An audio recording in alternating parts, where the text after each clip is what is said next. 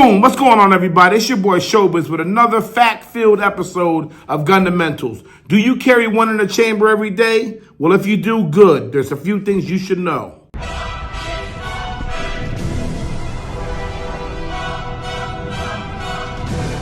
Fundamentals.com.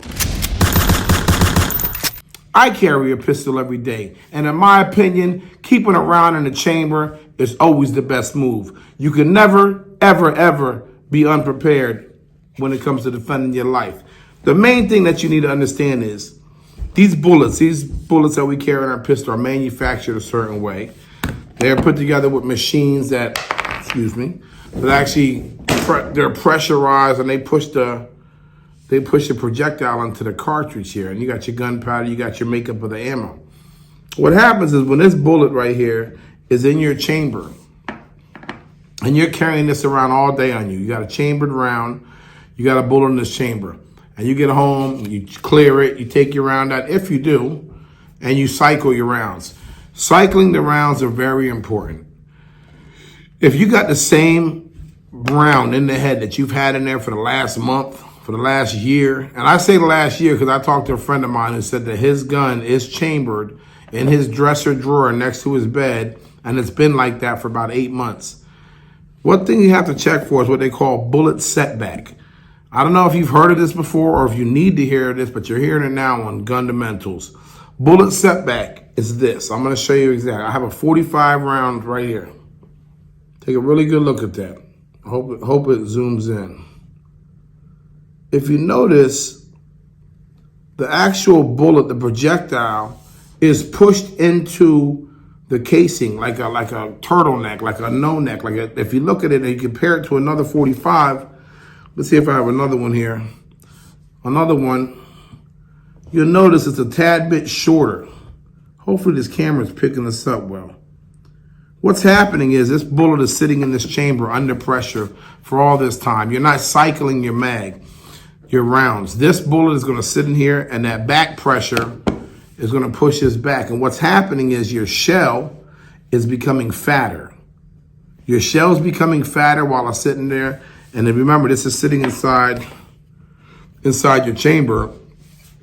You ever see on YouTube, when you watch these YouTube channels, I know if you're a fundamentalist, you watch a lot of these gun channels, and you ever hear of a squib round, or you see these pistols exploding? You see a lot of guns exploding, and you're like, how the fuck did that gun explode? Like, how did it even happen? And it makes people scared. It could be possible that they had a bullet setback. They had a round sitting in a chamber so long, and the pressure has pushed this into the shell, making the shell fatter, which is going to give you problems with it ejecting because it might get stuck in battery.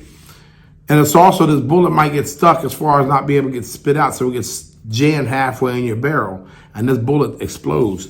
Therefore, you'll get a situation where your action will explode in your face. It could kill you.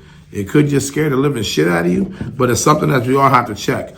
Every bullet that you carry, especially a fancy, exotic designer round, such as like this, for example. This is a Hornady.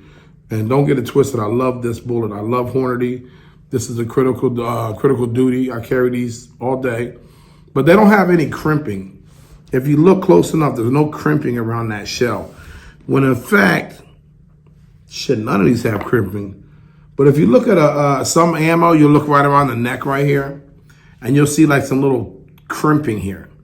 You'll see this like a little crimping, like a little dot on it. Basically, what that does is it stops your bullet from getting pushed back into the shell. Some rounds have it, some don't. What I do, man, I cycle my rounds. Every time I take my mag out and I rotate my bullets, I check them. I check them to a new bullet if I'm putting new ammo in there. Eventually, you're going to have to shoot your rounds, man. You can't just keep walking around with the same bullets in the gun forever and ever. You're going to have to shoot those bullets and replace them with some new ones. And if you're using your gun as a concealed carry to defend your life, number one thing, you want to make sure that thing works all the time. Because chances are the day you need it is the day it's going to fuck up and blow up in your face. And it's going to be all over the news that the guy that got shot had a gun and his gun blew up too. That's just crazy. I was going to show you, I was going to load them and unload them and all that. But lately these YouTube laws and rules that they're popping up with, I don't know if that's a good idea. So I'm a little nervous on what I can show you and what I can say. But I know I can show you bullets. But like I said, man, bullet setback, a very, very important thing to know about. Matter of fact, the causes of something like this is being loaded and reloaded into your gun over and over again. Perfect example, you put this in your mag, boom, you rack it, that bullet goes in there. Get home, take it out, cycle it. You do this every day. Those 2 bullets that are getting the most action, check them out. You know, at the end of the week or whenever, every time you cycle it, just take a look at your bullets, man.